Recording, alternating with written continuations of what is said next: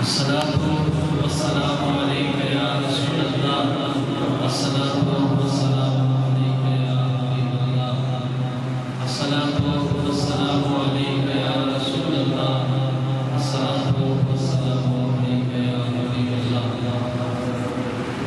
اللہ رب العزت کی حمد و ثنا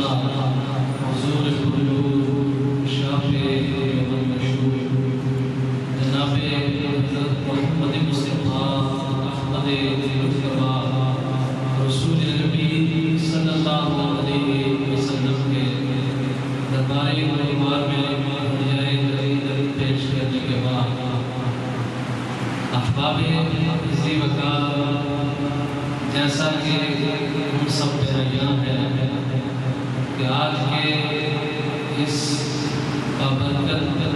دن حضرت خواجہ سلطان عالم رحمۃ اللہ تعالیٰ علیہ اور حضرت ابن حاجی پیر صاحب رحمۃ اللہ تعالیٰ علیہ کے اصحاب ثواب اور گفتگو کرنے کا مجھے موقع دیا گیا، انہیں کے سارے ثواب کے ترتیب ہے نماز جمعہ کے ساتھ ہی دعا بھی ہوگی سے کیا جائے گا۔ حضرات محترم، آپ لوگوں کے سامنے صحیفہ قرآن مجید و قرآن حمید میں سے جو آیت کریمہ تلاوت کرنے کا شرف حاصل ہوا، اس میں اللہ رب العزت ارشاد فرماتا ہے الا ان اولیاء اللہ لا خوف علیہم ولا هم يحزنون، خبردار بے شک جو لوگ اللہ کے دوست ہیں، اللہ کے ولی ہیں، لا خوف علیہم ولا هم يحزنون، نہ ہی انہیں دنیا میں کوئی خوف ہے اور نہ ہی وہ قیامت کے دن غمگین ہوں گے۔ پھر آگے ساتھ فرماتی کہ کون لوگ ہیں؟ الذین آمنوا وکانوا یتقون، فرمایا یہ وہ لوگ ہیں جو ایمان لائے اور تقوی اختیار کیا۔ تقوی کے بارے میں حضرت عمر فاروق رضی اللہ تعالیٰ عنہ نے استقام رضی اللہ تعالیٰ عنہ سے پوچھا تقوی کی مثال کیا ہے؟ تو آپ نے بڑا ہی اچھا جواب دیا، مثال ایسی پیش کی کہ جو ہر ذی شعور کی عقل میں آنے والی ہے۔ آپ نے فرمایا اس دنیا کے اندر تقوی کی مثال یہ ہے کہ جس طرح ایک انسان کسی خاردار جھاڑی کے درمیان سے گزرتا ہے، راستہ گزرتا ہے، ادھر سے ادھر بھی کانٹے دار ٹہنیاں ہیں، ادھر سے بھی وہ درمیان سے گزرتا ہے، تو گزرتے ہوئے وہ اپنے دامن کو سمیٹ کر گزرتا ہے، چوکنا ہو کر گزرتا ہے، بڑے ہی محتاط انداز سے گزرتا ہے کہ کوئی کانٹا اس کے دامن میں اٹک نہ جائے۔ تو انہوں نے فرمایا یہی مثال میں ہے کہ یہ دنیا خاردار جھاڑی کا ہے۔ اس دنیا میں جو انسان چوکنا ہوگا، اپنے آپ کو گناہوں سے بچا کر اپنا دامن گناہوں سے جدا ہونے سے بچاتے ہوئے جو اپنی زندگی بسر کرتا ہے، جس طرح ایک انسان خاردار جھاڑی سے گزرتے ہوئے اپنے آپ کو بچا کر نکلتا ہے کہ کانٹا نہ اٹک جائے، اور اس کی توجہ بھی مکمل ہوتی ہے اس راستے میں گزرتے ہوئے۔ فرمایا دنیا کی مثال ایسی ہے، گناہوں کے مواقع ہیں، انسان کا دل گناہوں کی طرف زیادہ مائل ہونے والا ہے، تو فرمایا دنیاوی زندگی بسر کرتے ہوئے وہ اپنے آپ کو گناہوں سے بچا کر اپنی منزل مقصود خاص کو سمجھتے ہوئے آخر کو وہ اپنی زندگی گناہوں سے بچاتے ہوئے گزار دیتا ہے۔ تو فرمایا یہی تقوی کی مثال ہے۔ تو ذات محترم یہ جو مقام بلائق ہے اور اس کا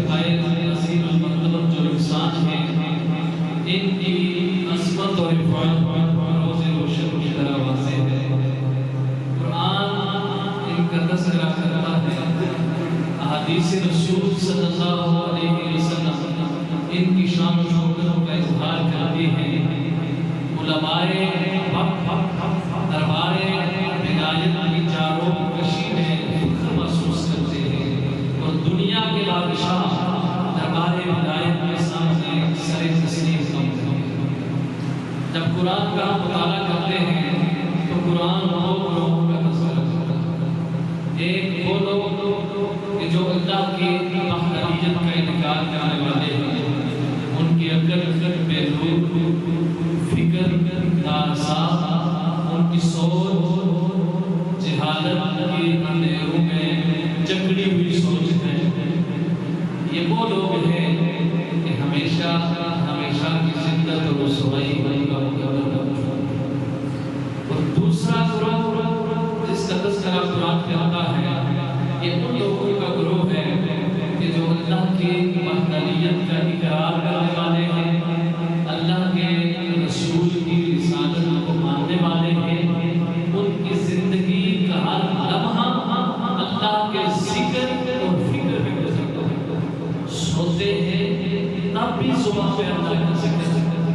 جاگتے ہیں تب بھی زبان پہ اللہ کا ذکر، سفر میں ہیں پھر بھی زبان پہ اللہ کا ذکر، نیند کے عالم میں جب کروٹیں بدلتے ہیں پھر بھی زبان پہ اللہ کا ذکر ہے۔ گویا یہ وہ خوش نصیب لوگ ہیں کہ جن کا جینا بھی اللہ کے لیے ہوتا ہے، ان کا مرنا بھی اللہ کے لیے ہوتا ہے۔ اب میں آپ سے پوچھتا ہوں کہ وہ لوگ کہ جن کا جینا بھی اللہ کے لیے ہو جائے، جن کا مرنا بھی اللہ کے لیے ہو جائے، جن کا سونا بھی اللہ کے لیے ہو جائے،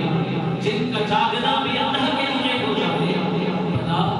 دنیا کی کوئی طاقت کے پائے استحصال کو ہلا سکتی ہے؟ نہیں، بلکہ انہی لوگوں کے بارے میں قرآن کہتا ہے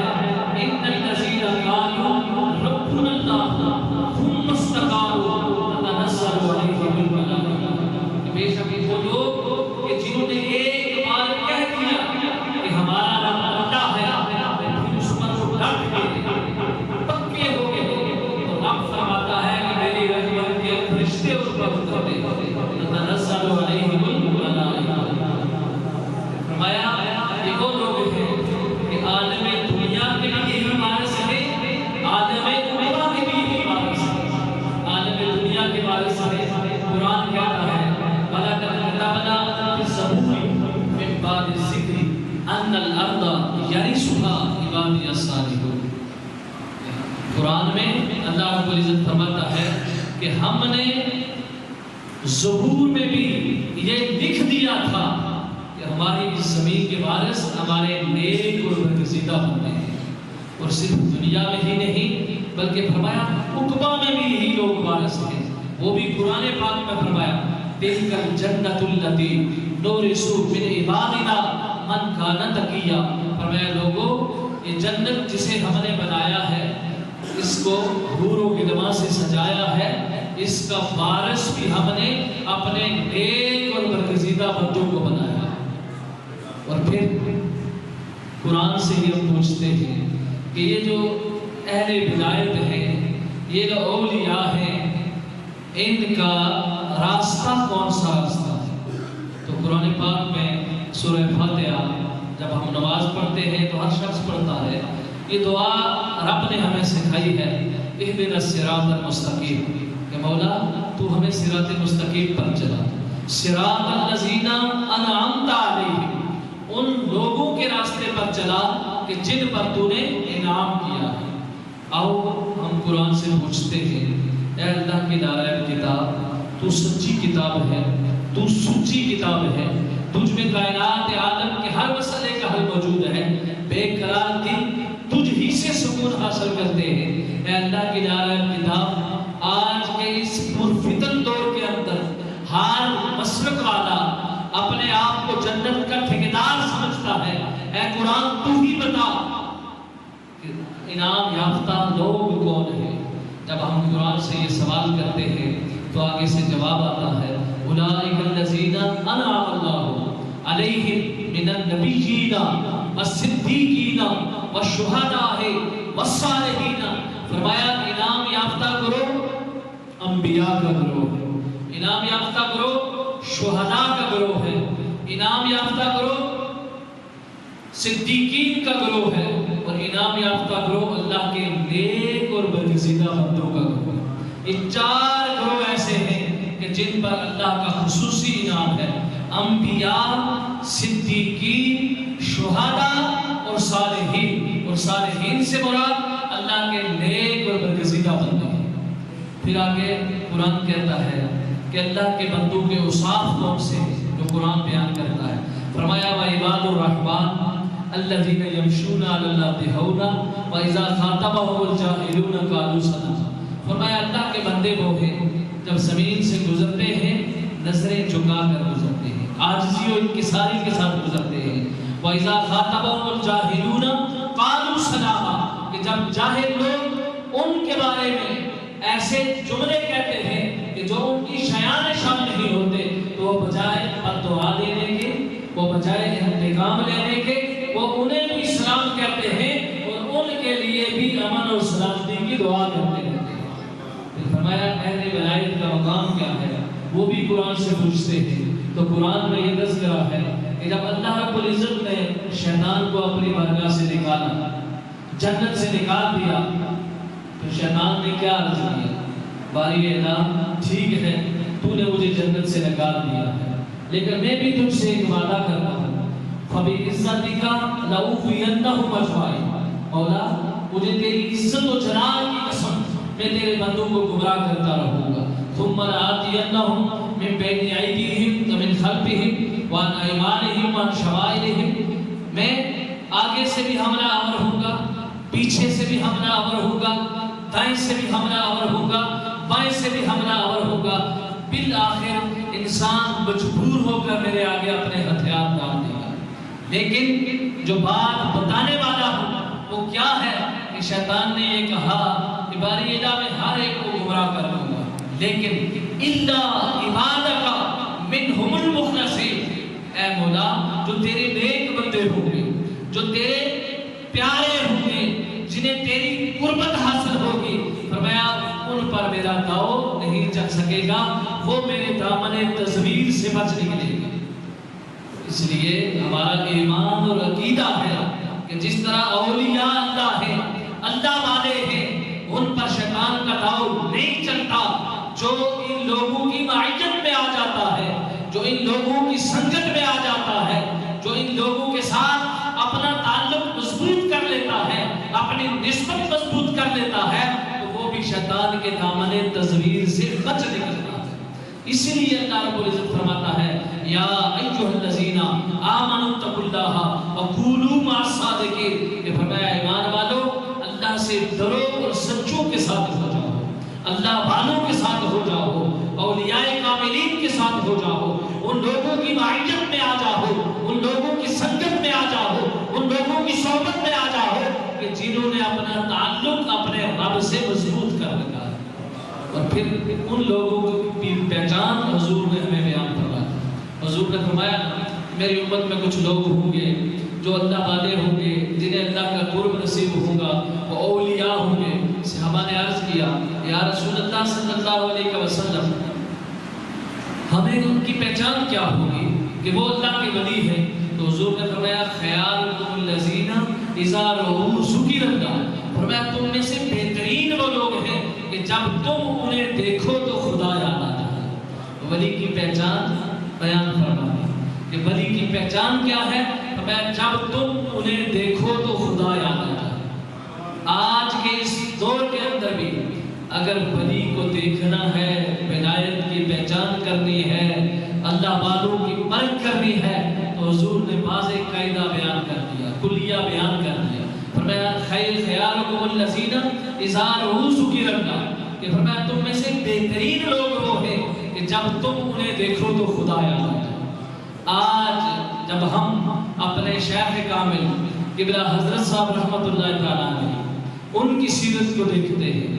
جب ہم حضرت خواجہ سلطان عالم رحمۃ اللہ تعالیٰ علیہ ان کی سیرت کو دیکھتے ہیں، قبلہ حاجی پیر صاحب رحمۃ رحمۃ اللہ تعالی علیہ جب ہم ان کی سیرت کو دیکھتے ہیں اور موجودہ ہمارے قبلہ جناب جی مدظلہ العالی جب ہم ان کو دیکھتے ہیں تو ادھر حدیث کو دیکھتے ہیں، حضور نے جو ولایت کے پرکھنے کا معیار ہمیں بیان کیا ہے تو پتہ یہ چلتا ہے کہ جو شریعت نے معیار مقرر کیا ہے اس معیار پر یہ ہو بہو من و ان پورے اترتے دکھائی دیتے ہیں۔ قبلہ حضرت صاحب رحمۃ اللہ تعالی آپ کی مجلس میں جو بھی آ جاتا جو ایک بار آپ کے پاس آ جاتا وہ انہی کا ہو کر رہ جاتا۔ وجہ کیا تھی؟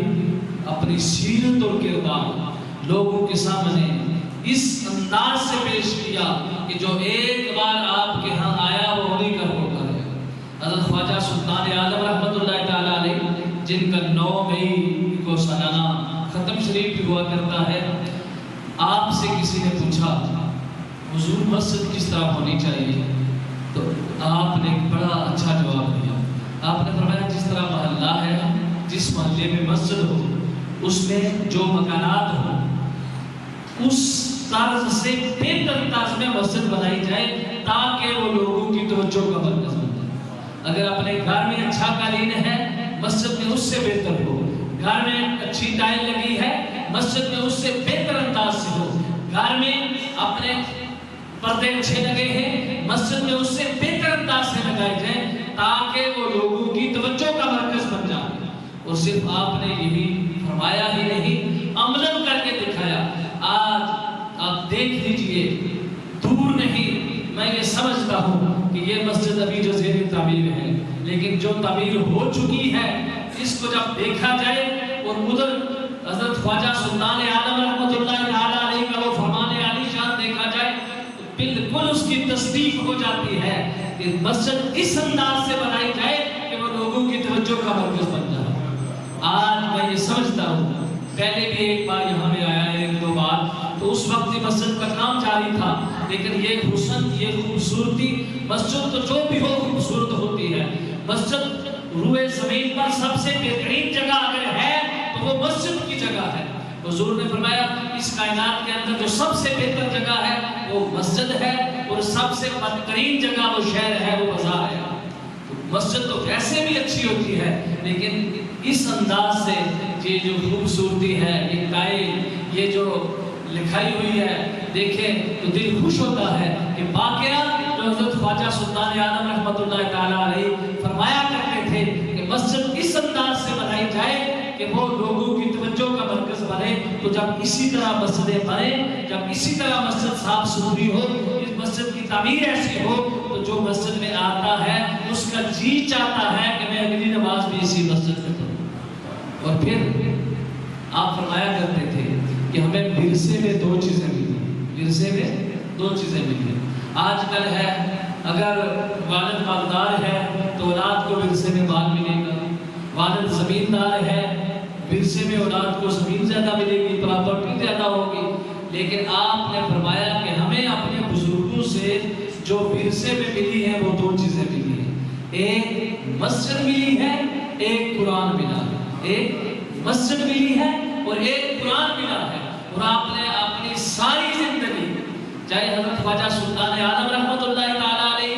آپ کی سیرت کو دیکھ لیجئے پڑھ لیجئے، قبلہ حضرت صاحب رحمۃ اللہ تعالی علیہ آپ کی سیرت کو پڑھ لیجئے، قبلہ حاجی پیر صاحب رحمۃ اللہ تعالی علیہ آپ کی سیرت کو کردار کو دیکھیے کہ انہوں نے انہی 2 چیزوں کے ساتھ اپنا تعلق مضبوط ساری زندگی مسجد کے اندر بسر کی، ساری زندگی مسجد کے حجرے میں گزاری اور پھر قرآن کی اشاعت کہ آج یہ کوٹلی کہ جسے دنیا کے اندر مدینۃ المساجد کے نام سے یاد کیا جاتا ہے۔ یہ اس کی جب ہسٹری پڑھی جائے پرانے لوگوں سے سنا جائے کوٹلی کے بارے میں تو یوں وہ بیان کرتے ہیں کہ یہ وہ پسماندہ علاقہ تھا کہ جہاں نماز جنازہ پڑھانے کے لیے کوئی نہیں ملتا۔ اگر کوئی آدمی فوت ہو جاتا تو پہلے جنازہ پڑھانے کے لیے بندوبست کیا جاتا کہ کون سا آدمی ہوگا، کہاں سے ملے گا جو نماز جنازہ پڑھائے گا، اس سے ٹائم لے کر اس کے بعد نماز جنازہ کے ٹائم کو فکس کیا جاتا تاکہ نماز جنازہ وقت پر ہو جائے۔ لیکن قبلہ حضرت صاحب رحمۃ اللہ تعالیٰ علیہ آپ نے آ کر اپنی سیرت اور کردار اس طرح لوگوں کے سامنے پیش کیا، علم دین کو اس انداز سے لوگوں کے اندر پھیلایا کہ آج تم کشمیر کے کونے کونے میں چلے جاؤ، کسی پسماندہ علاقے میں ہی چلے جاؤ، تمہیں کسی جگہ یہ پرابلم نہیں ہوگی کہ کسی جگہ جنازہ ہو جائے اور پڑھانے والا کوئی ہو۔ یہ قرآن سے اتنا تعلق کہ شہر کے قدیم مسجد ہے کوٹلی شہر، مسجد روسیہ بلیا مسجد، یہ شہر کی پرانی مساجد میں ہے، وہاں کے بارے میں آتا ہے کہ جب رمضان آتا تو رمضان مبارک سے کئی ماہ پہلے چند لوگ پاکستان میں جاتے اور وہ تلاش کرتے کہ کہیں ہمیں قرآن پاک کا حافظ ملے اور ہم رمضان کے تراویح میں قرآن پاک سنیں،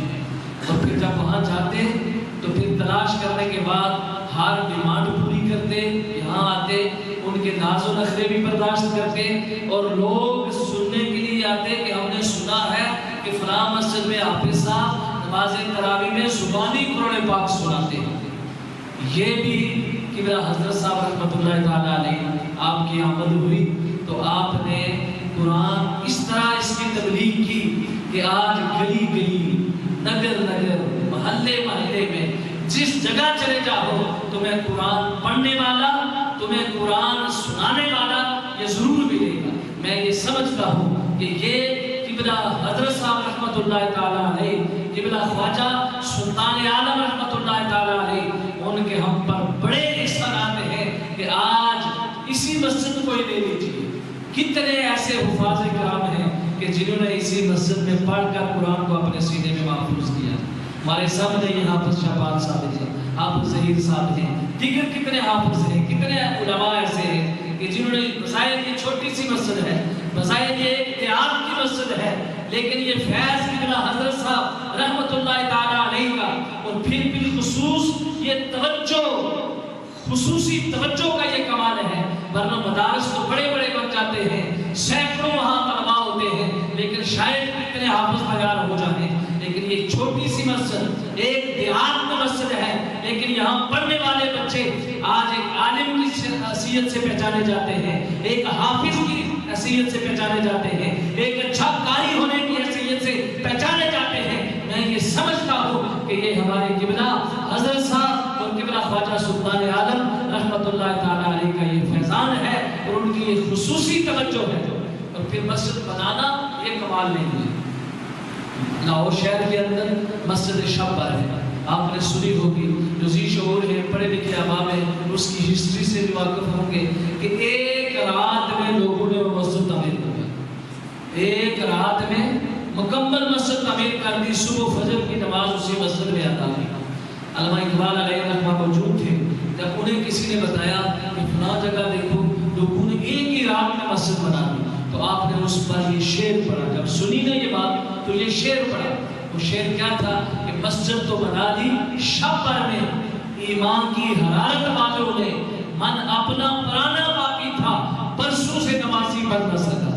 فرمایا کہ مسجد بنانا کمال نہیں، وہ تو ایمان کی حرارت والوں نے ایک رات میں ہی بنا دی، لیکن کمال یہ ہے کہ اس مسجد کو آباد رکھا جائے، اس مسجد کو آباد رکھا جائے۔ اور قبلہ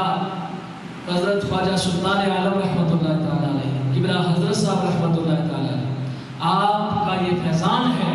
کہ آپ کی زیر نگرانی جس جگہ بھی مسجد تعمیر ہوئی، آج تاریخ گواہ ہے کہ وہ مسجد بنی ہی نہیں، وہ مسجد آباد بھی ہے، اس میں 5 وقت کی اذان اور 5 وقت کی نماز باجماعت ہوتی ہے۔ اور یہ بھی میں یہ سمجھتا ہوں کہ ان کا خصوصی فیضان ہے، یہ ان کی توجہ ہے کہ جس کی وجہ سے آج صرف یہاں ہی نہیں، سینکڑوں نہیں، ہزاروں مساجد ہیں کہ جو ان کی زیر نگرانی چل رہی ہے، لیکن ہر جگہ مسجد کی صفائی ستھرائی اور مسجد میں نمازیں پر جگانا کا اہتمام یہ پابندی کے ساتھ کیا جاتا ہے۔ اور پھر مسجد کی تعمیر آپ نے قبلہ حضرت صاحب رحمۃ اللہ تعالیٰ علیہ، قبلہ خواجہ سلطان عالم رحمۃ اللہ تعالیٰ علیہ، آپ نے اپنے دور میں مسجد کی جب تعمیر ہوئی تو اپنے ہاتھوں سے اپنے کندھوں پر پتھر اٹھا کر مسجد کی تعمیر میں حصہ لیا۔ یہ کیا تھا؟ بعد والوں کے لیے ایک سبق تھا کہ یہ نہیں کہ فلاں پیر صاحب ہیں تو ان کی شایان شان نہیں کہ مسجد کی اینٹ اٹھا کر ادھر رکھ دی یا پتھر اٹھا کر وہاں رکھ دیا. نہیں، آپ نے لوگوں کے سامنے یہ مثال قائم کر دی کہ کوئی کتنا ہی بڑا ولایت کے مقام پر فائز ہو، کتنا ہی بڑا صاحب عزت ہو، مسجد کی تعمیر اس میں وہ حصہ لینا وہ اس کے لیے باعث احساس ہے. اور آپ نے مسجد کی تعمیر، بنگلہ مورتی مسجد ہے وہاں آپ نے کئی عرصہ قیام کیا، اور مسجد کی تعمیر ہو رہی تھی تو دور نیچے باندھ ڈالا ہے، وہاں سے صبح اٹھ کر نماز کے بعد خود جاتے اور وہاں سے پتھر اٹھا کر اپنے کندھے پر تو مسجد میں لے آتے. جب سنگی دیکھتے تو وہ بھی چلے جاتے اور اس طرح مسجد کا کام جاری رہتا. آپ لوگوں کے لیے، ہم لوگوں کے لیے یہ سبق ہے کہ انہوں نے ہمیں یہ جو سبق دیا ہے وہ ہمیں بتا دیا کہ ورثے میں ہمیں ملی ہے تو دو ہی چیزیں ہیں، ایک ہے مسجد اور ایک ہے قرآن. اور انہوں نے اپنی ساری زندگی مسجد میں گزاری اور مسجد سے اپنا تعلق مضبوط رکھا، قرآن پڑھنے میں گزاری، قرآن سے اپنا تعلق مضبوط کیا، جس کا آج ہم یہ ثمر دیکھ رہے ہیں، نتیجہ دیکھ رہے ہیں کہ آج سینکڑوں کے حساب سے، ہزاروں کے حساب سے کشمیر کے اندر دیکھ لیجئے، پاکستان کے اندر دیکھ لیجئے، اور صرف یہی نہیں، دنیا کے کونے میں، کونے میں آپ سے منسوب مساجد تعمیر ہو رہی ہیں. اور ان میں قال اللہ و قال رسول اللہ صلی اللہ علیہ وسلم کی صدائیں بلند ہو رہی ہیں. رمضان المبارک کے اندر دیکھ لیجئے 1350 سے زائد حفاظ کرام کے جو مساجد میں قرآن پاک سنانے کے لیے جن کی تعیناتی ہوئی ہے، تو یہ قبلہ حضرت صاحب رحمۃ اللہ تعالیٰ علیہ کا فیضان ہے. اور پھر مسجد کی تعمیر یہ بھی کام بھی باقی ہے. میں یہ سمجھتا ہوں کہ اس حوالے سے بھی ایک دو باتیں ہو جائیں. حضور صلی اللہ علیہ وسلم کا فرمان علی شان فرمایا من بنا للہ مسجدا بنى اللہ لہ بیتا فی الجنہ. فرمایا جو شخص اللہ کی رضا اور خوشنودی کے لیے مسجد تعمیر کرتا ہے، فرمایا دنیا کے اندر تو وہ مسجد تعمیر کر رہا ہوتا ہے، بنى اللہ لہ بیتا فی الجنہ، فرمایا جنت میں اللہ رب العزت اس کے لیے محل تعمیر کروا رہا ہے. اور فرمایا اذا مات الانسان انقطع عنہ عمله، فرمایا جب انسان مر جاتا ہے اس کے اعمال منقطع ہو جاتے ہیں، لیکن 3 اعمال ایسے ہیں کہ جو قبر میں بھی اس کے ساتھ رہتے ہیں، ان کا ثواب اسے پہنچتا رہتا ہے. فرمایا صدقۃ جاریہ،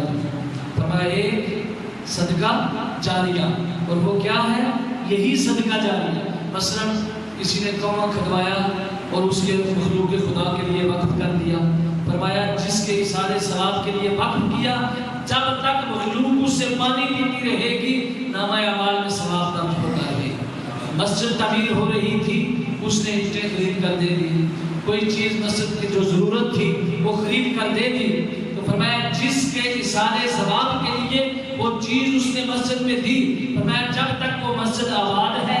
جب تک وہ مسجد قائم ہے، جب تک اس میں لوگ نمازیں ادا کرتے رہے، فرمایا اس کے نامہ اعمال میں نیکیاں درج ہوتی رہیں گی، چاہے صدیاں گزر جائیں، فرمایا وہ اس کے نامہ اعمال میں نیکیاں درج ہوتی رہیں گی. حضرت سعد رضی اللہ تعالیٰ، آپ کی والدہ کا وصال ہوا، حضور کے پاس جاتے ہیں، عرض کرتے ہیں یا رسول اللہ صلی اللہ علیہ وسلم میری والدہ کا وصال ہو گیا، میں قریب نہیں تھا، پاس موجود نہ تھا، ممکن ہے مجھے کوئی وصیت کر دی. یا رسول اللہ میں چاہتا ہوں کوئی ایسا عمل کرو کہ جس کی وجہ سے میری ماں کو قبر میں وہاں بھی ثواب پہنچے. آپ نے فرمایا فلاں جگہ جا، وہاں کنواں کھدوا اور اسے اپنی والدہ کے ایصال ثواب کے لیے وقف کر دیا. جب تک مخلوق خدا